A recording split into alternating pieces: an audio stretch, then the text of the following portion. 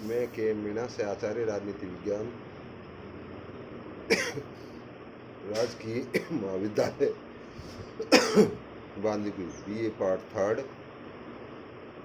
Paper first पश्चिम के राजनीतिक विचारक या प्रमुख राजनीतिक विचारक, जिसमें हमने कल मैकियावेली के मानव स्वभाव के बारे में देखा था। उसके बाद में आज हम देखेंगे कि मैकियावेली अपने युग का शिशु था या मैकियावेली पुनर्जागरण का शिशु कैसे था। मैकियावेली ऐसे तो प्रत्येक दार्शनिक अपने युग का शिशु होता है, क्योंकि उसके ऊपर समकालीन परिस्थितियाँ, चाहे वो सामाजिक परिस्थिति हो, चाहे राजनीतिक परिस्थिति हो, चाहे धार्मिक परिस्थिति हो, चाहे सांस्कृतिक परिस्थिति हो, उनका प्रभाव निश्चित पड़ता है। कोई भी विचारक अपनी रचना या अपने विचार शून्य में नहीं लिखता है। प्लेटो और अरस्तु भी अपने युग के शिशु कहे जा सकते हैं, क्योंकि उनके ऊपर भी ग्रीक प्रथाओं परंपराओं का प्रभाव स्पष्ट रूप में देखने को मिलता है। लेकिन इतिहास में मैकियावेली को ही अपने युग के शिशु की संज्ञा दी जाती है, और इसका कारण ये है कि मैकियावेली एक ऐसा यथार्थवादी राजनीतिक विचारक था जिसने वैज्ञानिक दृष्टिकोण के आधार पर यथार्थवादी चिंतन को जन्म दिया, और जो समकालीन परिस्थितियां थी उनका यथार्थवादी तरीके से उनका अध्ययन किया, और जो समकालीन समस्याएं थी उन समस्याओं का समाधान अपने रचनाओं में प्रस्तुत किया। इसलिए इतिहास में मैकियावेली को ही अपने युग का शिशु कहा जाता है। वह अपने युग का दार्शनिक पर्यवेक्षक था, जिसने समकालीन परिस्थितियों का यथार्थ पर्यवेक्षण किया और अपनी रचनाओं में उनके समाधान प्रस्तुत किया, सामाजिक दोषों को आंका और उन सामाजिक समस्याओं के समाधान का उपाय सोचा। मैकियावेली ने पहचाना कि यूरोप का राजनीतिक विकास कैसे हो रहा है।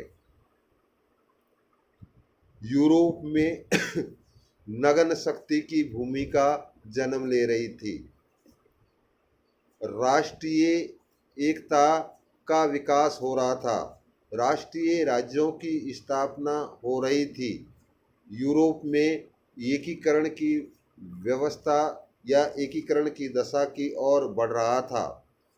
लेकिन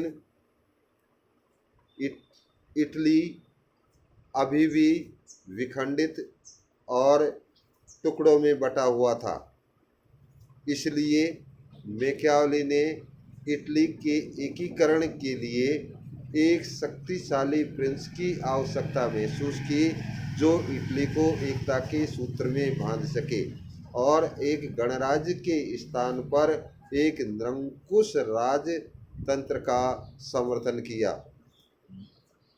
जितना अधिक इटली को मैकियावेली जानता था, उतना अधिक और कोई नहीं जानता था। इसलिए मैकियावेली के दर्शन, संपूर्ण दर्शन पर समकालीन परिस्थितियों का प्रभाव जो देखने को मिलता है। इसलिए जोन्स ने कहा है कि मैकियावेली फ्लोरेंस और पुनर्जागरण का शिशु था।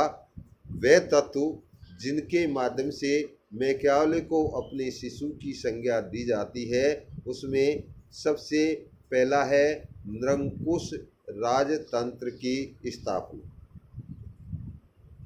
16वीं सदी में यूरोप में निरंकुश राजतंत्र की स्थापना हो चुकी थी या तीव्र गति से हो रही थी। मैकियावेली ने देखा कि यूरोप में जिन राज्यों में निरंकुश राजतंत्र की स्थापना हो चुकी है, वहाँ की शासन व्यवस्था सुदृढ़, सुव्यवस्थित, एक वहाँ पर एकता, राष्ट्रीयता और सहिष्णुता का भाव देखा जाता है। तो जो यूरोप में निरंकुश राजतंत्र की स्थापना हो रही थी, तो मैकियावेली के दर्शन पर इसका प्रभाव पड़ना निश्चित था। इसलिए उन्होंने उसके काल में इटली अभी भी निर्बल था, वह आक्रमणकारियों का शिकार हो चुका था, उसमें राष्ट्रीयता की भावना खत्म हो चुकी थी, छोटे छोटे टुकड़ों में इटली बंट चुका था। इस इटली की दुर्दशा को देखकर मैकियावेली ने अपनी रचना दी प्रिंस में इटली के लिए एक निरंकुश राजतंत्र की स्थापना पर बल दिया, जो इटली को राजनीतिक एकता के सूत्र में बांध सके। उसके मैकियावेली के दर्शन पर जो अन्य प्रभाव देखा जाता है वो है आर्थिक परिवर्तन। आर्थिक परिवर्तनों के कारण यातायात और संचार के साधनों का विकास हो चुका था।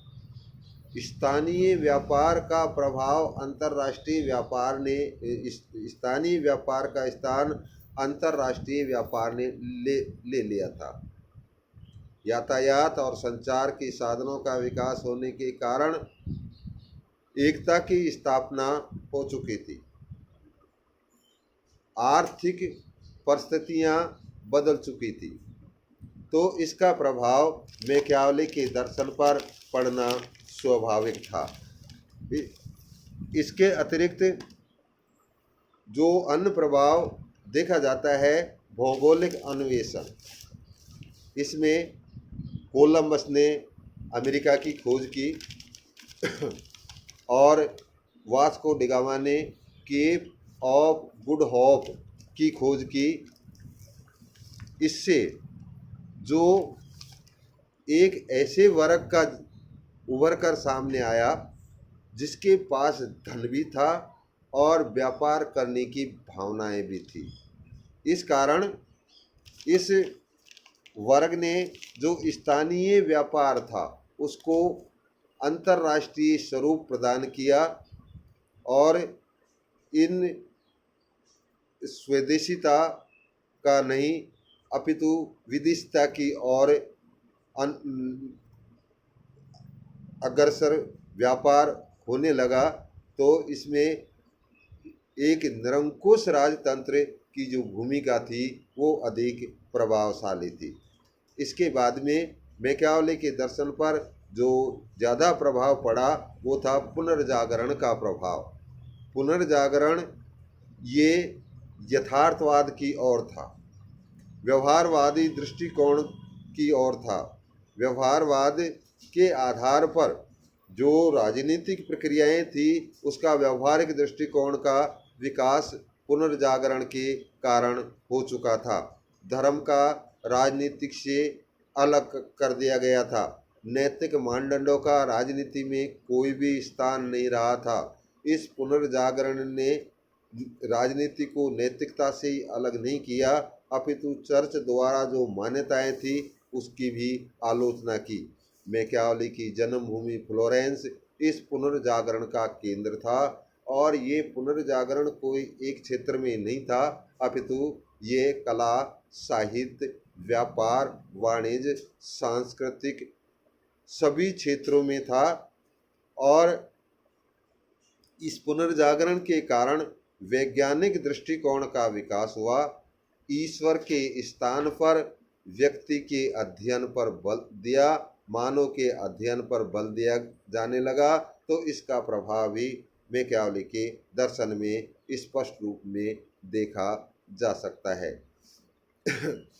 इसके बाद में मैकियावेली को अपने का शिशु इसलिए भी कहा जाता है क्योंकि मैकियावेली इटली का राजनीतिक विघटन, सामाजिक और नैतिक पतन देख चुका था और स्वयं इसका शिकार हो चुका था। इसलिए वो इटली की दुर्दशा को नहीं देख सकता था। इसलिए उन्होंने इटली का एकीकरण के लिए अपने विचार व्यक्त किए और इटली के लिए एक शक्तिशाली प्रिंस की आवश्यकता महसूस की ताकि इटली का एकीकरण हो सके। तो इटली का राजनीतिक विघटन, सामाजिक और नैतिक पतन का भी प्रभाव मैकियावेली के दर्शन पर स्पष्ट रूप में देखा जाता है। राजनीति का नैतिकता से पृथक्करण। राजनीति में क्या उचित है, क्या अनुचित है, क्या वैध है, क्या अवैध है, इसकी कोई चिंता नहीं करनी चाहिए। नैतिकता के आधार पर नैतिकता की दुहाई देकर कोई भी राष्ट्र अपने अस्तित्व को संकट में नहीं डाल सकता है। इसलिए मैकियावेली ने धर्म और नैतिकता और धर्म से पूर्णतः पृथक्करण किया। मैकियावेली का जो मानव संबंधी विचार है वो भी समकालीन परिस्थितियों का प्रभाव है, क्योंकि मानव दुष्ट है, कपटी है, छली है, धोखेबाज है और वो कोई अच्छा काम नहीं कर सकता है, स्वार्थों की पूर्ति करने में लगा हुआ रहता है। ऐसी व्यवस्था उस समय मैकियावेली के समय इटली में विद्यमान थी। तो उन्होंने उसी अनुरूप में मानव स्वभाव या मानव प्रकृति का चित्रण किया। मैकियावेली की जो आगमनात्मक पद्धति है उसके ऊपर भी समकालीन परिस्थितियों का ही प्रभाव देखा जा सकता है, क्योंकि अब आगमनात्मक पद्धति में यथार्थवादी दृष्टिकोण के आधार पर उन्होंने उस समय की व्यवस्थाओं को आंका, पहचाना और अपनी रचनाओं में उनका समाधान प्रस्तुत किया। धन्यवाद।